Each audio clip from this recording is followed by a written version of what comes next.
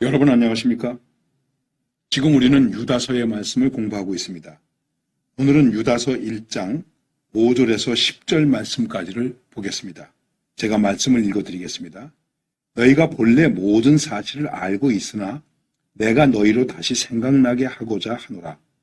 주께서 백성을 애굽에서 구원하여 내시고 후에 믿지 아니하는 자들을 멸하셨으며 또 자기 지위를 지키지 아니하고 자기 처소를 떠난 천사들을 큰 날의 심판까지 영원한 결박으로 흑암에 가두셨으며 소돔과 고모라와 그 이웃 도시들도 그들과 같은 행동으로 음란하며 다른 육체를 따라 가다가 영원한 불의 형벌을 받음으로 거울이 되었느니라.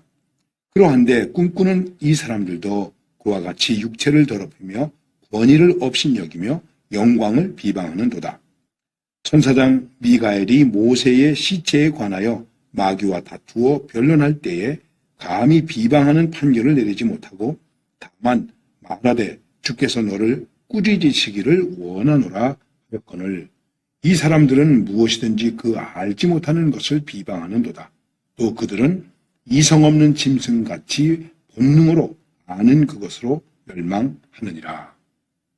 오늘 이 말씀과 함께 우리가 부를 찬송은 찬송가 71장 옛부터 도움 되시고 하는 찬송을 함께 부르시면 되겠습니다. 아시는 대로 이 유다서는 특별히 교회 안에서 성도들을 미혹하게 하는 그러한 무리들에 대해서 이야기하고 있습니다. 이것을 요즘 우리는 뭐라고 말하냐면 이단이라고 말하기도 하고 또는 사입이라고 말하기도 합니다. 이단이라고 하면은 이런 완전히 다른 것입니다.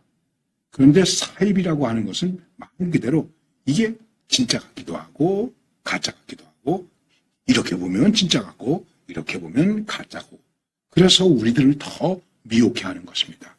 왜냐하면 그렇게 얘기하지 않습니까? 이단들도 우리와 똑같은 찬송을 부르고 똑같은 성경을 사용하고 또 똑같이 사도신경을 고백하고 또 주기도문을 고백하고 그러니까 뭐가 다른가 이렇게 생각할 수도 있습니다. 그런데 어떤 그 그룹들은 주기도문이나 사도신경을 고백하지 않는 데도 있습니다.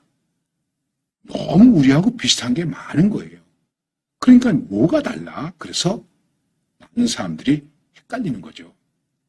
여러분 적이 있는데 바깥에 적이 있고 안에 적이 있습니다. 그걸 내부의 적이라고 말하는 것이죠. 바깥의 적은 분별이 분명히 됩니다. 아, 적이로구나. 그래서 내가 싸울 준비를 할 수 있습니다. 그런데 안에 있는 적은 모르지 않습니까? 내 편인데 나중에 적이 되었습니다. 그래서 우리가 배신자다 이렇게 얘기하기도 하고 요즘은 또 내부 고발자다 이렇게 말하는 것입니다.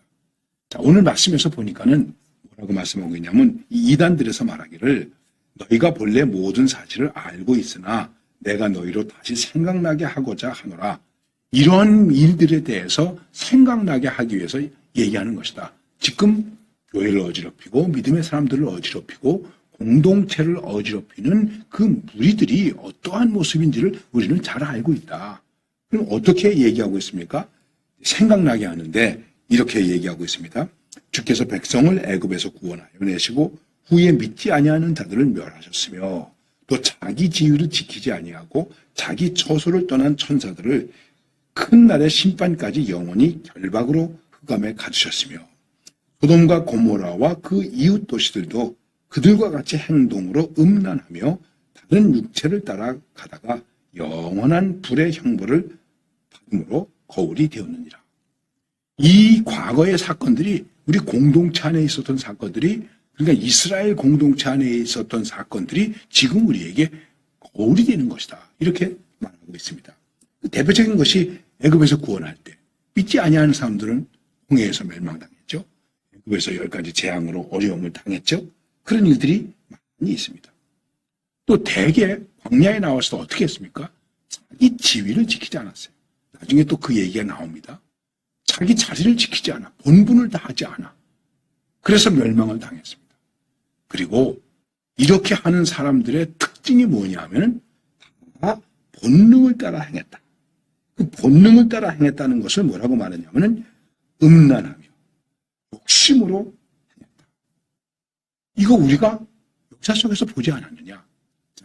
그러면서 그 말씀이 이렇게 계속됩니다. 그러한데 꿈꾸는 이 사람들도 그와 같이 육체를 더럽히며 권위를 업신여기며 영광을 비방하는도다. 이 이단들의 특징이 무엇일까? 간단하게 말하면 이렇게 말합니다. 그들은 육체를 더럽힌다. 잘 모르지만 육체의 소욕대로 산다. 원욕대로 산다. 본능으로 산다. 본능으로 산다. 그래서 욕심이 많습니다. 행락적입니다. 쾌락적입니다. 그러면서 뭐라고 말하냐면 이 사람들은 또 권위를 업신여겨. 교회의 권위를, 목회자의 권위를, 교회 지도자들의 권위를 무시해요. 그래야 자기들의 권위를 세우기 때문에.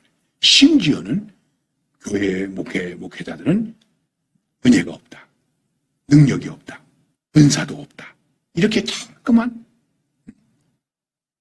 폄훼합니다. 속지 말아야 됩니다. 자기들을 부각시키기 위해서 그러는 것입니다. 그런데 성도들은 거기에 속아 넘어가요. 그리고 그 다음에 영광을 비방하는도다. 하나님의 영광을 가리웁니다.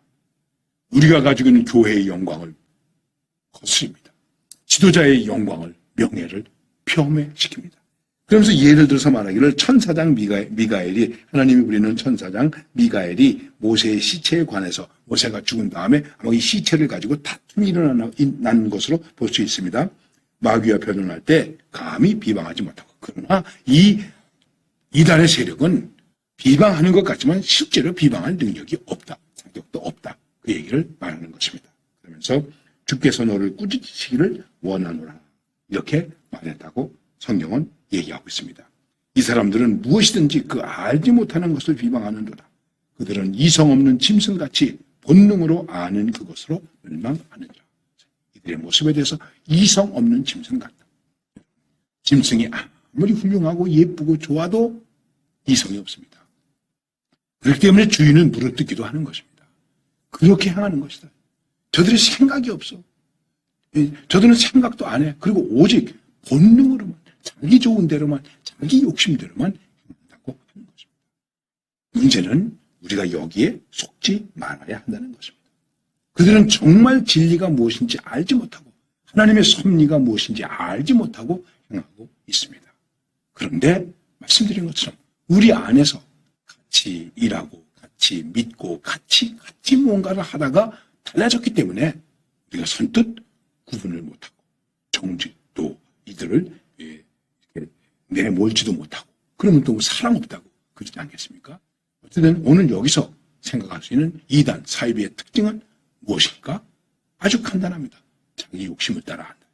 거기 욕심이 있다. 그 다음에 구원의를 비방한다. 그리고 결국은 하나님의 영광까지도 비방하는 사람들이고 본능을 따라 이성 없는 짐승과 같은 모습을 가지고 있다는 것입니다. 여러분 잘 분별하시기를 바랍니다. 감사합니다.